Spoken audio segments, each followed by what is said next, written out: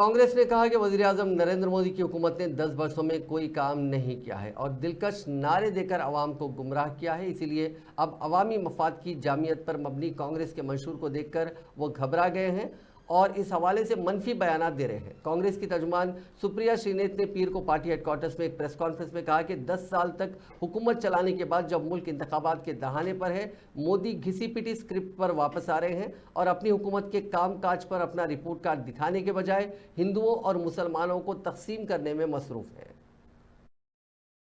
लेकिन क्यों मोदी जी ने ऐसा कहा? कभी आपने सोचा है? कुछ और कह सकते थे कि यह गलत है, ये नहीं संभव है, ये नहीं होगा, कुछ भी कह सकते थे। ये क्यों कहा? क्योंकि यही दिल का प्रेम है। इश्क और मुश्क छुपाए नहीं छुपते हैं और मोदी जी के पुरखों का मुस्लिम लीग से ऐसा इश्क है जो छुपता नहीं है।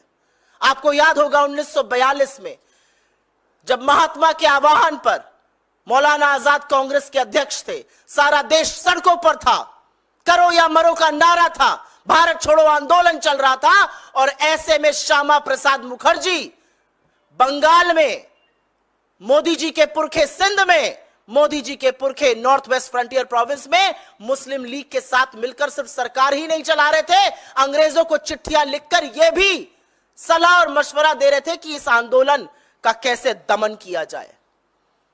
ये ना हमारे सगे हैं, ना आपके सगे हैं, ना भारत मां के सगे हैं, ये हमेशा से सगे विभाजनकारी लोगों के हैं, विभाजनकारी पार्टियों के हैं, चाहे वो मुस्लिम लीग हो या फिर अंग्रेज हो।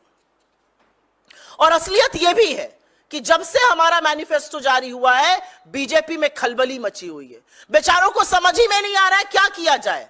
वैसे ही 180 पर अटके हुए हैं, शनै शनै वो अब कम होता जा रहा है। और इसीलिए मैं 1 मिनट में जरूर अपने मैनिफेस्टो का